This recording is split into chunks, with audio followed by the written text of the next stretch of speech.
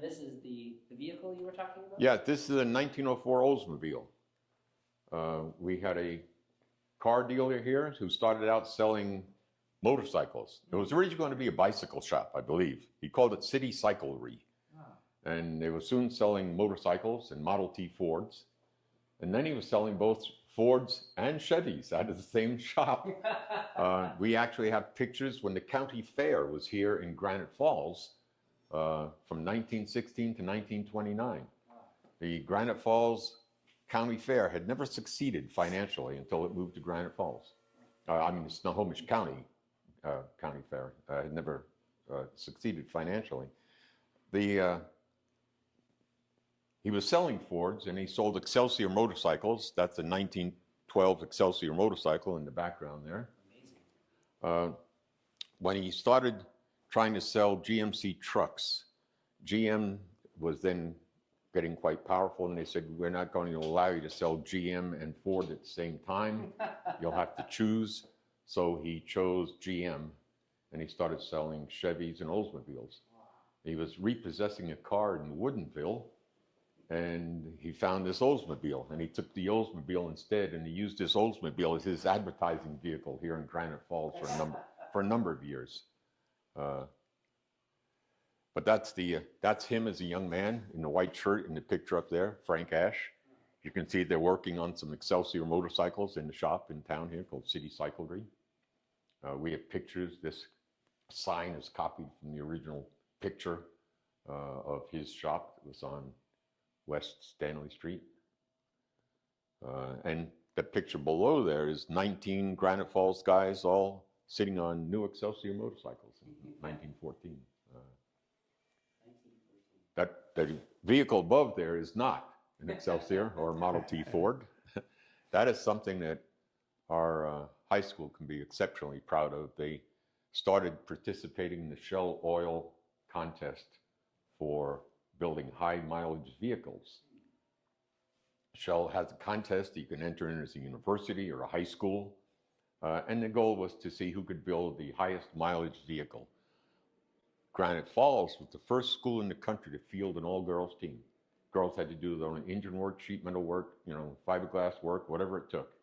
And they competed and did quite well. I mean, they were competing against big engineering schools. So, if the engineering schools were getting 600 miles to a gallon, our girls might be getting 550, but they got a lot of recognition for their work and their practices, safety and everything else. They decided after about 5 years that they learned enough to build a new vehicle. And the first time they took the new vehicle out, they set the all-time national record. Wow. They beat every university and college in the country participating.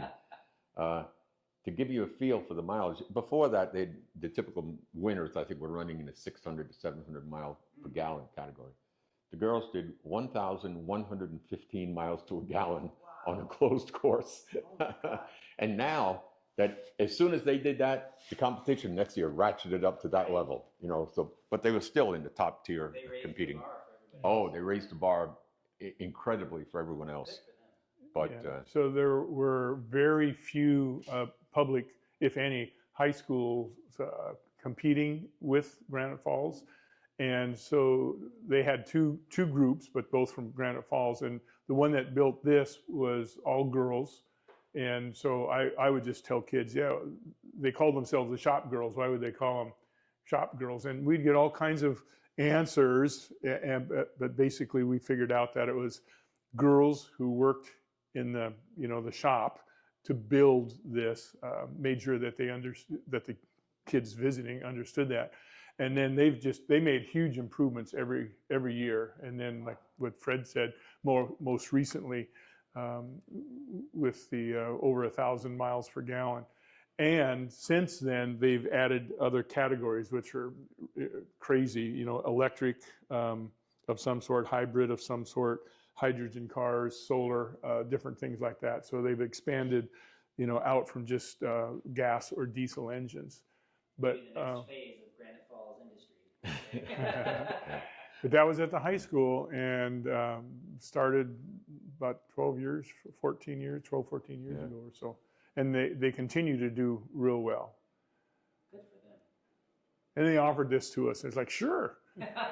hardest part was getting it up there. Right. Well, that's the thing about the museum is that it's not just a record of the past, but it's an ongoing communal expansion. Well, And- it's like I told them, girls, it's not old, but you made history. That's right, Yeah. That's right. Yeah. Yeah.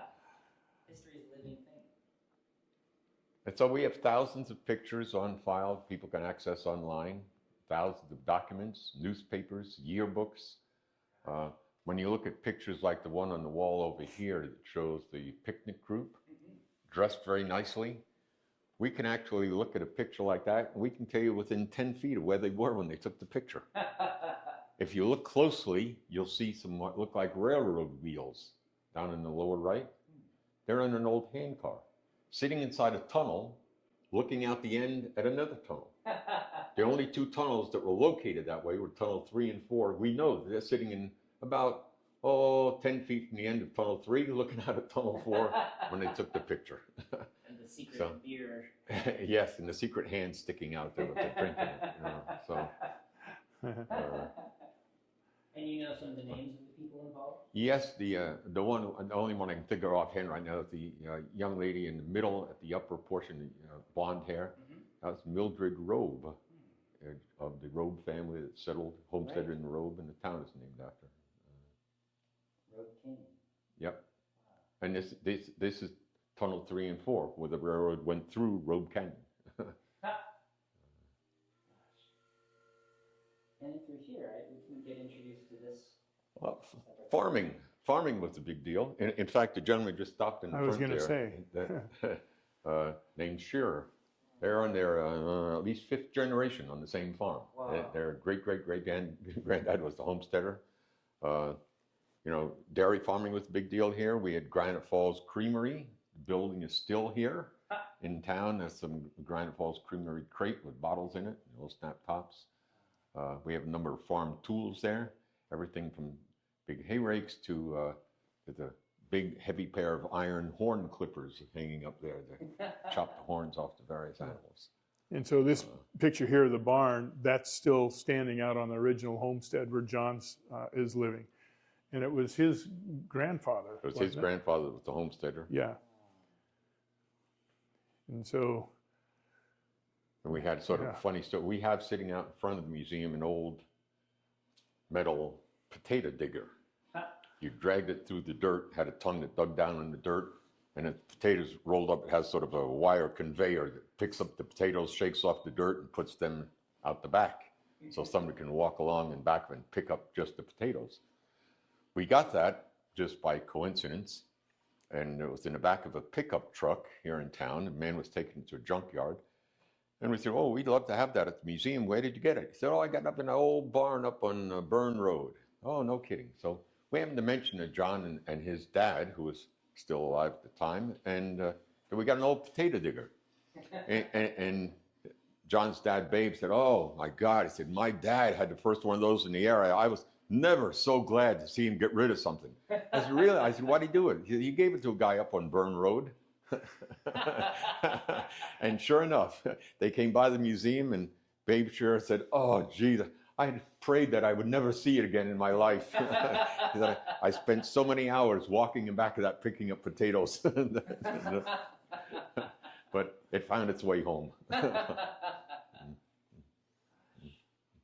we have a fire display here, and there's just a lot of stuff that can be tied together. And so, of course, here, the morning after the fire, we can see an area it's burned to the ground, literally burned to the ground.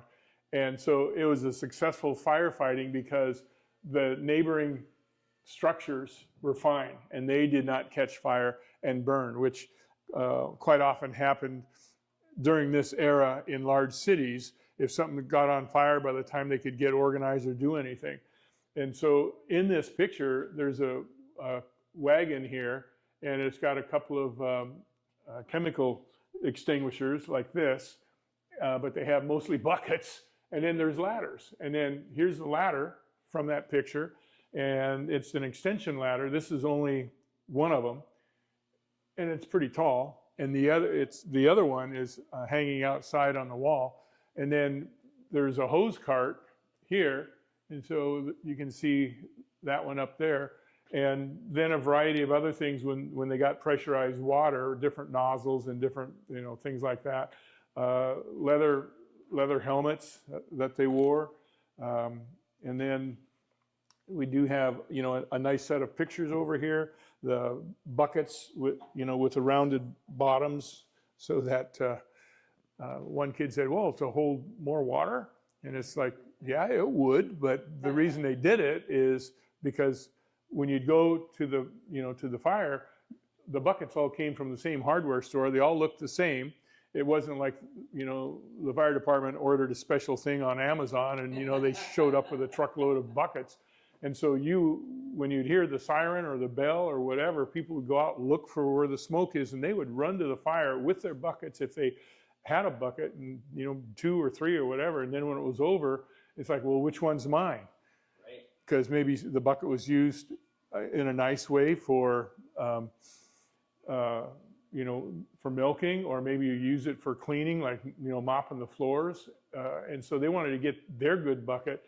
And quite often what would happen is, did I bring 1 or 2? Did my son bring 1? And I'll just grab a couple of buckets. And so the fire department, ended up with not too many buckets left over. So they started doing the rounded bottoms. You can see them in the picture. And people would go, and they'd have the actual bucket brigades going to help. And they'd have to know where the closest water source is and all that, because they had, no fire hydrants or anything.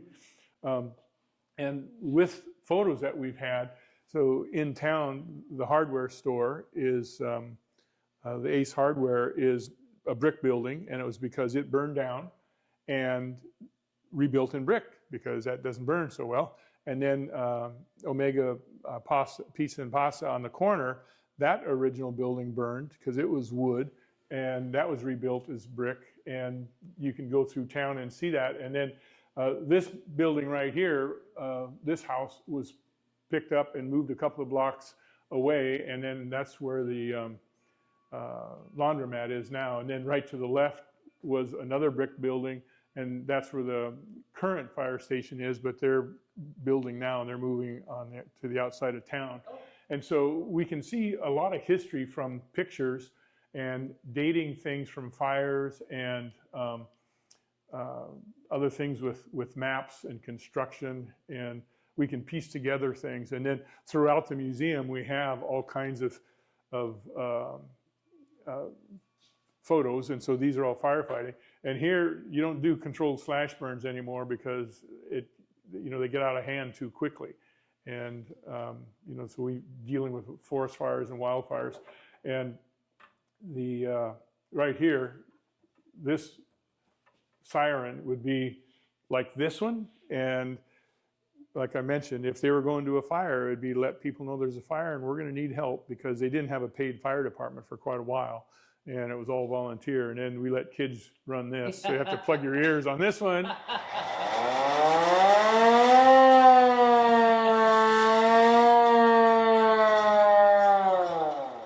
And so when you see the old highway patrol shows, or they have the siren, and it's a manual siren, and then they went to an electric one that would sound like this, and it would have the pitch, because the guy's arm, he couldn't do that for 5 minutes while he was going to a fire.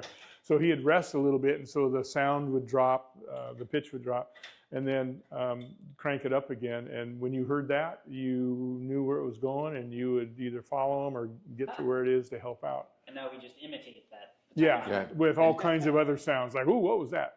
A few years ago, they had a contest to see which siren sounded the nicest and had people vote, and hand crank Sterling won. Really? Of all the electronic sound. They said that's the nicest sound.